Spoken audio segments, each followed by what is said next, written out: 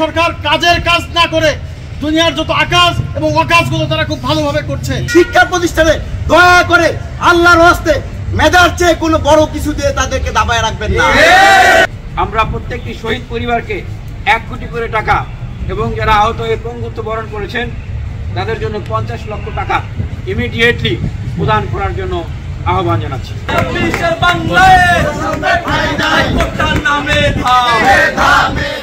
এই রাষ্ট্র সংস্কারে যারা জুলাই গণঅভ্যুত্থানে রাজপথে থেকে পুলিশ, সেনাবাহিনী এবং অন্যান্য আওয়ামী সন্ত্রাসীদের গুলিতে নিহত এবং পঙ্গুত্ব বরণ করেছে তাদের বিষয়ে রাষ্ট্র থেকে এখনো সম্পূর্ণ কোনো ফয়সালা আমরা দেখতে পাইনি।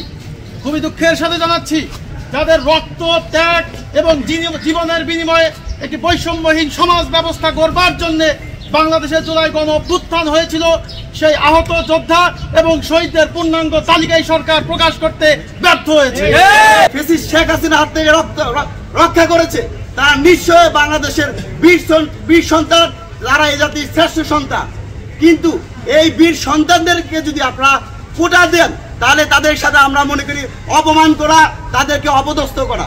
আমাদের জাতির শ্রেষ্ঠ সন্তানদেরকে রাষ্ট্রীয় যে সকল সুবিধা আছে আপনারা তাদেরকে সর্বোচ্চ সুবিধা দেন, কিন্তু শিক্ষা প্রতিষ্ঠানে দয়া করে আল্লাহর হস্তে মেধার চেয়ে কোনো বড় কিছু দিয়ে তাদেরকে দাবায় রাখবেন না। এই সরকার কাজের কাজ না করে দুনিয়ার যত আকাজ এবং অকাজগুলো তারা খুব ভালোভাবে করছে। আমরা দেখতে পাচ্ছি নতুন ভাবে তারা আবার পুনরায় কোটাকে পুনর্বহালের মাধ্যমে যে বৈষম্যের বিরুদ্ধে আমাদের শহীদরা রক্ত দিয়েছে, জীবন দিয়েছে, সেই বৈষম্যকে তারা আবার নতুন ভাবে জাগরণের চেষ্টা করছে।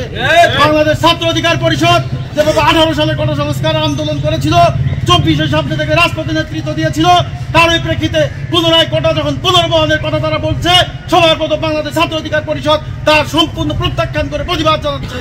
আমরা বর্তমান সরকারের মাননীয় প্রধান উপদেষ্টার কাছে জানতে চাই, আপনি যে চেয়ারে বসে আছেন, যেই চেতনার উপর দাঁড়িয়ে বসে আছেন, কোটা দিয়ে আপনি সেই চেতনাকে সাংঘর্ষিক অবস্থায় উপনীত করেছেন। অনতি বিলম্বে যে গত 2 মার্চ থেকে যে কোটা পুনর্বহাল করা হয়েছে সেই কোটা পুনর্বহাল বাতিল করতে হবে। পাশাপাশি বিশ্ববিদ্যালয় কলেজে যে পোস্ট কোটা রয়েছে সেই কোটা অবশ্যই বাতিল করতে হবে। যেই জুলাই ফাউন্ডেশন আপনারা করেছেন সেখানে আমরা অভিযোগ পাই, সেখানে আহতরা আসলে পর্যাপ্ত তাদেরকে সেইভাবে ব্যবস্থা করা হয় না, তাদের চিকিৎসার ব্যবস্থা করা হয় না। এই ধরনের বিষয়গুলোর প্রতি আপনারা নজর দিন। পুনরায় বাংলাদেশে যদি আবার কেউ কোটাকে ফিরিয়ে আনার চেষ্টা করে, কেউ যদি আবার নতুনভাবে আওয়ামী রাজনীতিকরণের চেষ্টা করে, জুলাইকে মুক্তিযোদ্ধার চেতনার মাধ্যমে, নতুন চেতনা বাস্তবায়নের মাধ্যমে আগামী একটি বৈষম্যের সমাজ গড়ে তোলার চেষ্টা করে, তাদের বিরুদ্ধে বাংলাদেশ ছাত্র অধিকার পরিষদ সর্বশক্তি দিয়ে রুখে দাঁড়াবে।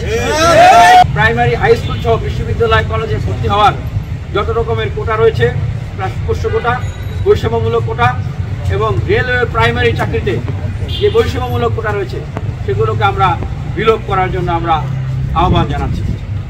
এবং আমরা ছাত্র জনতার অভ্যুত্থানে এই যারা শহীদ হয়েছেন তাদের পরিবারের পুনর্বাসন এবং আহতদের চিকিৎসা ও পুনর্বাসনের দাবি জানাচ্ছি।